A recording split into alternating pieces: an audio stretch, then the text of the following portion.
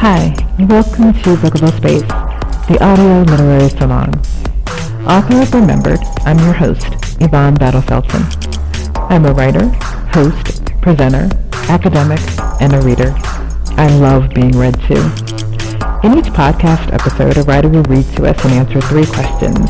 We might talk about how they developed the characters, the sense of place, why they wrote the book, something they learned through research, and more. Ultimately, through each episode, I hope to get to know each author a little more, and I hope that you do too. Each episode is about 30 minutes. You'll find the author's bio and a bit about the book below the episode. Thanks for joining in.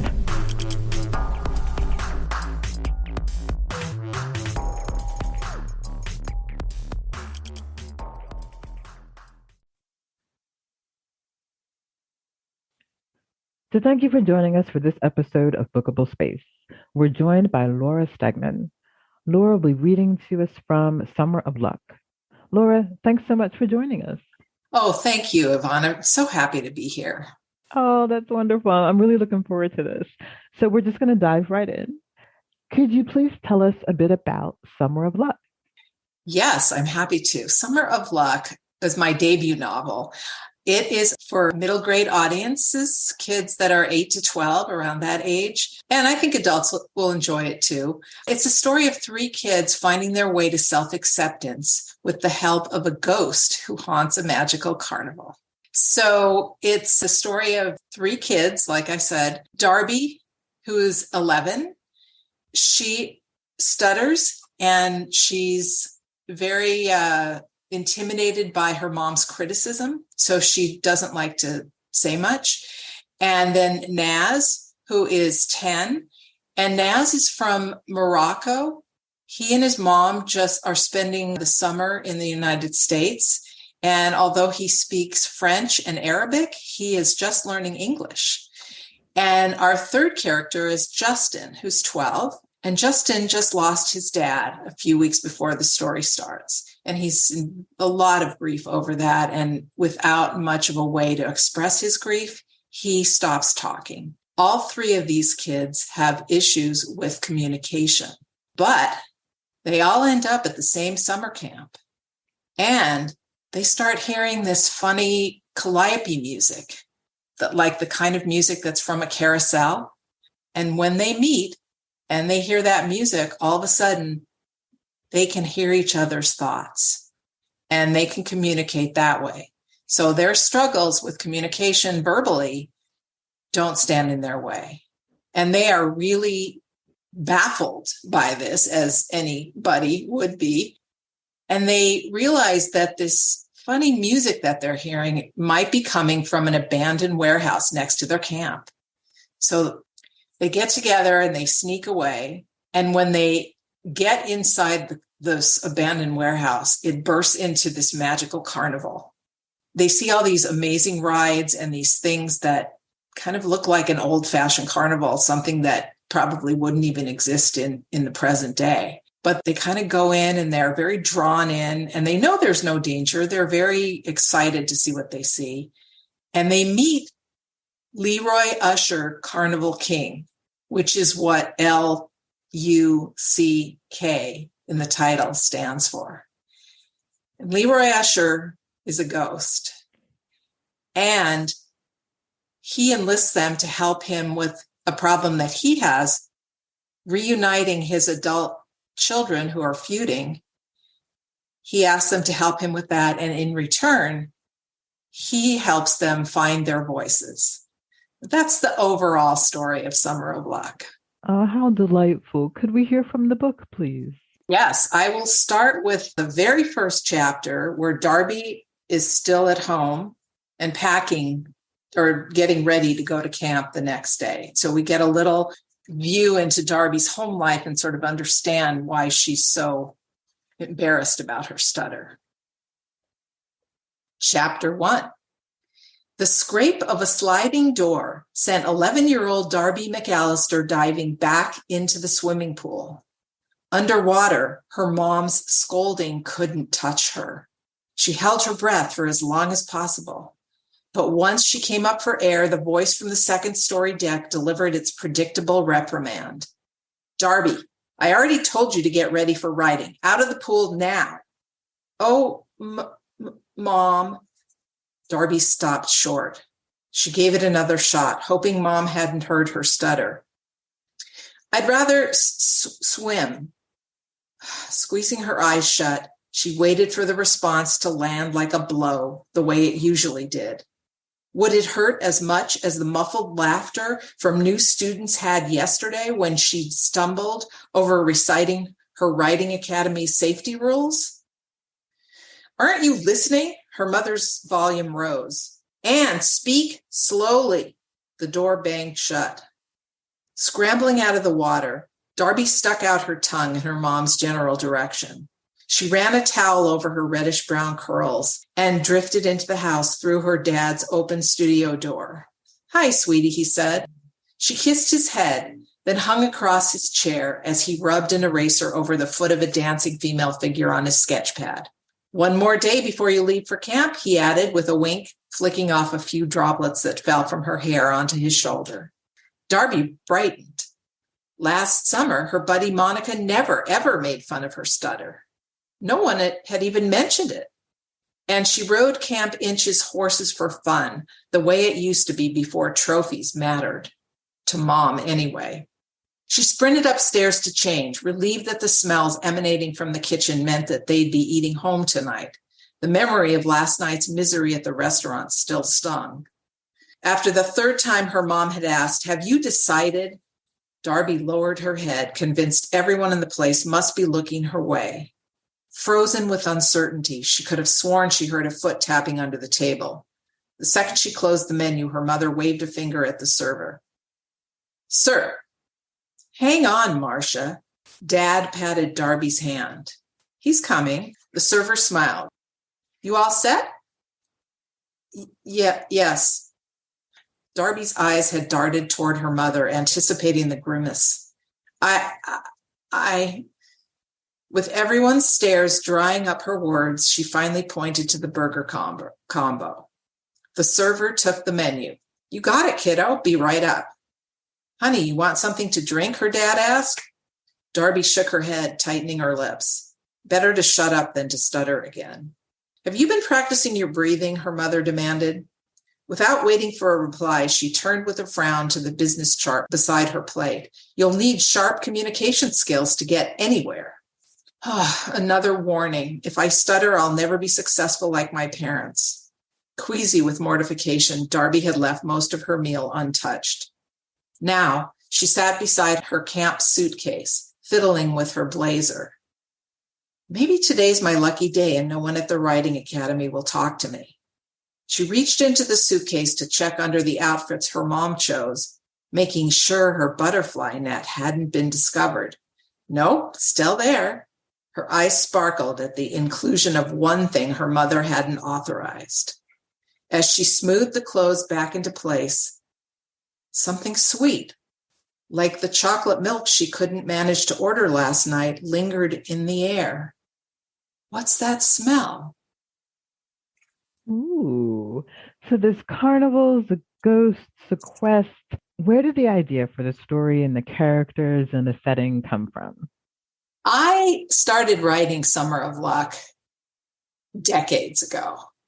It was the first novel I'd ever written, much less a children's novel. And I was a writer in my work as a publicist. So I wrote press releases and bios and all kinds of, basically nonfiction. So I knew how to write. And I really thought that perhaps being that kind of writer I'd be easy to write a kid's book.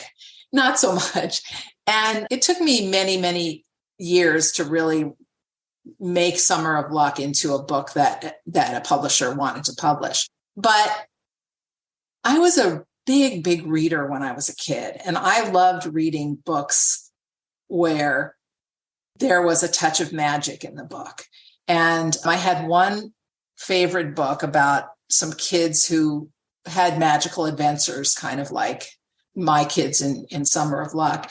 And I thought it would be kind of cool to write a book about kids finding their voices. I never stuttered. I don't have that. I don't have any of these kids' issues with communication, but I had stuff when I was a kid. I was always embarrassed about this or that. And my mom, tended to be a little critical and not quite as bad as Darby's mom, maybe, but it felt like that, and I wanted to write a book that would help a kid today, or what was today back when I started, learn how to find their voice, even in a world where it was hard and they faced difficult issues. And even though there's magic in this book, the solutions that the ghost helps the kids understand are real world solutions. Darby learns to accept her stutter and let her mom's criticism kind of wash over her and not change who she is. Naz is, learns English better, but he's also looking for a way to make sure his mom and dad get that they don't move to America permanently. He wants to move back to Morocco with his father, and he finds a way for his parents to live and work together in both locations. And Justin, ends up, being able to express his grief and find a way to talk about it and let someone else know how he feels about it. So when he, at the end of the summer, when he goes back home and connects with his mom again, he's able to share with her and she's able to share her grief as well. So it's all the real world solutions, but the way they get there is through these different magical adventures, which I can talk about more in a bit. But as I say, I read a lot of books when I was a kid that helped me realize I wasn't the only one who felt this way or that way. Or, I used to be very embarrassed about all my freckles. You can't really see them now, or you can, but they're not anywhere near the way they were when I was a kid. And people used to call me freckle face names and things like that. And I hated that. And then here's a book about a girl who hated her freckles too, like me. And I just felt like those, having books for kids to read that would help them, not feel alone and realize that there were a lot of solutions to things they may not be able to figure out. That's where I got this idea. I went to summer camp when I was a kid, sleepaway camp, and I always loved that experience. And I wanted to sort of recreate that. And so a lot of my descriptions of the cabins and things like that are very much like the camp cabins, or very much like my summer camp. And, just this idea of like a magical figure that would help these kids where their families really couldn't help them at that point in their lives, just to have that kind of adult guidance, even if it came from somebody who had, who was a ghost and had died years before. But as I say, all of the connections that they make are real world connections. They end up connecting with Mr. Usher's adult children who are, one of them wants to raise the warehouse and sell it to developers. Whereas what Mr. Usher wants is he wants for the camp to assume ownership of the warehouse, rebuild all his rides and make it part of the camp. And that's ultimately what happens, thanks to Darby, Justin, and Naz. And, it's an intricate story, so I won't go into all the details. But it's a lot of fun adventures that they have and a lot of overcoming the things that hold them back. Oh, that's wonderful. Could we have another reading, please? Yeah. So the next reading is where before she actually, or she has met Justin and Naz, but she had gone to the warehouse the summer before with a friend of hers. And they had seen this warehouse, and it's this big orange warehouse that is very unusual. It's, in the sort of, this camp is situated in a very remote area in Michigan in the United States. And she had seen it and she sort of felt drawn to it. But before she and her friend could find a way to get in, their counselor found them. So they couldn't. She's determined to go back this year. But her friend, they forgot about the whole thing, doesn't want to have anything to do with it. So Darby decides to go by herself. So her cabin mates are on a picnic nearby, and she decides to sneak away and see what she can do. Darby's feet crunched on the pebble-filled path. Flowering bushes and maple trees surrounded her on both sides, their leaves rustling in the balmy breeze. The farther she went, the more overgrown the curving path became. She slowed to gulp some water from her canteen. Should I be doing Operation Luck alone? Alone, it echoed in her head. You're alone far too much. The words stung, as if her mother shouted reprimands from the branches of every tree Darby passed. Her throat tightened at the memory of their recent argument. She had sought refuge in her bedroom, slamming the door so hard that one of her writing trophies toppled off the shelf. When her dad came, Darby ran to him, burying her face in his shirt. Why does she hate me? He'd gathered her in his arms, holding her on his lap in the rocking chair, as if she were still a small child. We both want the best for you, sweetie. Sometimes that ends up different from the way we mean it to sound, he said. I don't believe you, Darby had sobbed. She never does anything wrong. She's perfect. Honey, your mom's not perfect. No one is. Well, she acts like she is. Darby had wiped away tears. Chattering blackbirds and blue jays pulled her back to her surroundings. The scent of wintergreen berries, bluebells, and wild sassafras from the bushes restored her resolve to continue by herself. She walked a bit faster up a steep incline, removing her official Camp Inch sweatshirt and tying it around her thin waist. At the hilltop, one sign pointing left read Camp Inch via White Falls Highway, 1/4 mile east. Another, pointing right, cautioned private property. Her pulse quickened. She followed it past the bushes and trees. Below her, an orange football field-sized building, dressed up with castle-like turrets at each corner, rose several stories high. Darby smiled with glee. I found it. Massive green letters spelling out L-U-C-K were painted on its side, glowing brighter than ever. A surrounding fieldstone wall led eastward toward camp. She hurried down to a spot beside the immense wall where 10 golden horseshoes sat lodged in concrete, same as when Monica and I found them last year. The sun glinted on a colorless glass circle embedded above the horseshoes. They'd rushed too much last time to notice the lines inscribed on it. Now she knelt to read what they said. All that we give comes back to benefit ourselves. With no time to figure that out, she placed her feet inside 2 of the horseshoes, like last year. Her heart pounding, she waited anxiously for the faint rumbling she and Monica had heard, or perhaps imagined. Will it even work without Monica? The ground trembled ever so slightly beneath her. She shivered with relief. Yes, I feel it. Last year, their counselor came after them to end the adventure before it began. This time, the rumbling got louder. Darby ducked to avoid the small rocks and dust that fell from the stone wall looming above her head. Grating and creaking accompanied deep vibrations inside the fieldstone. A Darby-sized section swung out on hinges, exposing a latch chain fastened to an old wooden door. She tried to remember to breathe, or how to breathe. Overcoming the urge to back away, she yanked the chain, pushed the door open, and strained to see.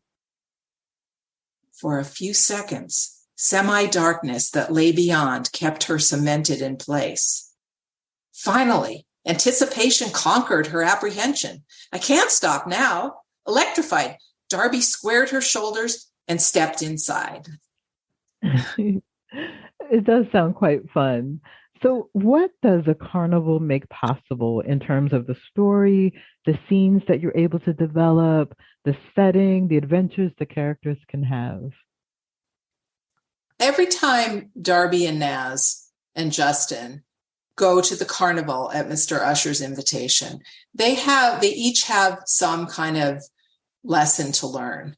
the lesson that Naz learns is he gets to realize that he gets to visit his father magically in Morocco. They all head there and they get to sort of see Morocco. And that was, a fun adventure just to even write and research what Morocco in a market in Morocco would look like. And Naz learns to, comes up with an idea where he can potentially reunite his parents if he communicates his idea to them.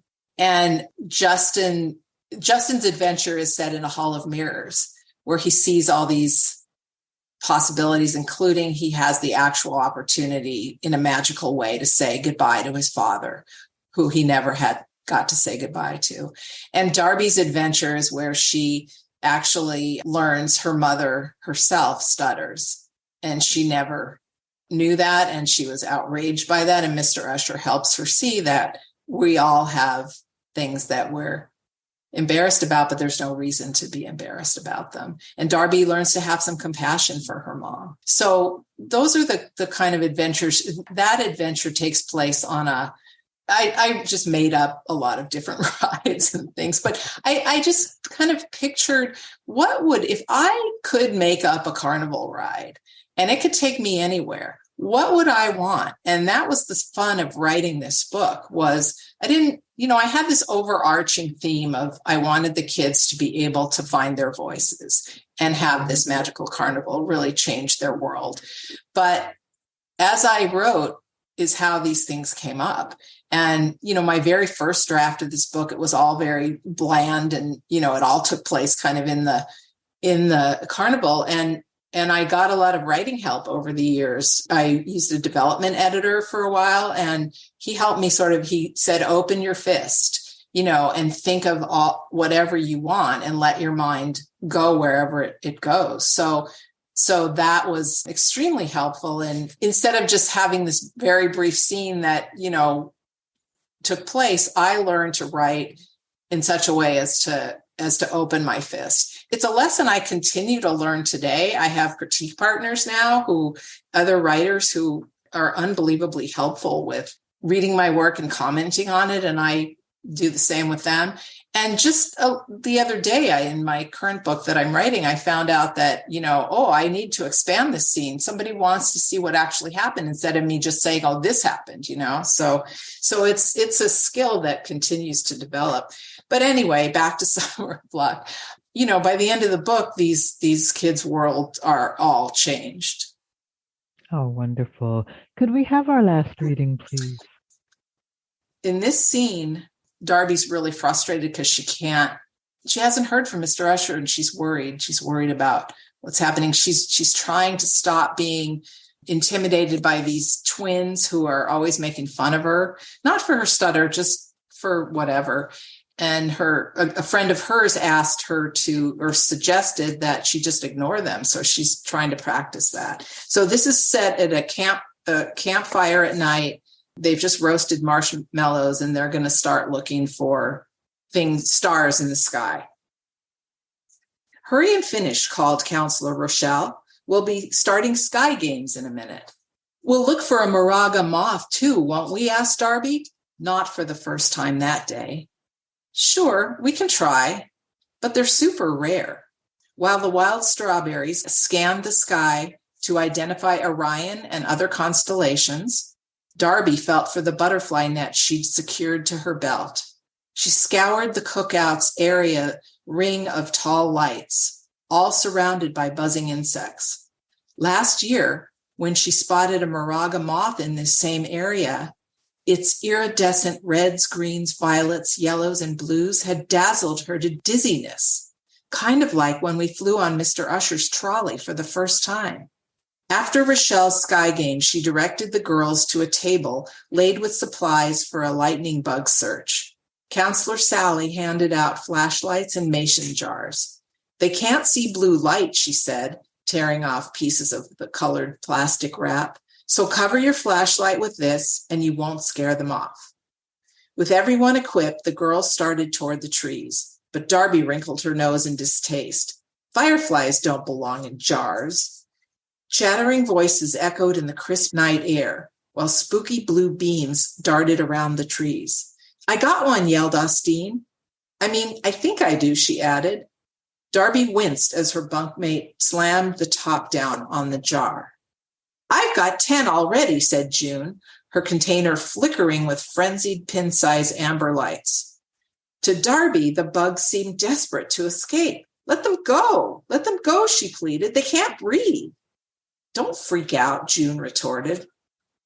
It's okay, said Rochelle. They can live in the jar for a while, especially since we put wet towels on the bottom for humidity. We'll free them before too long.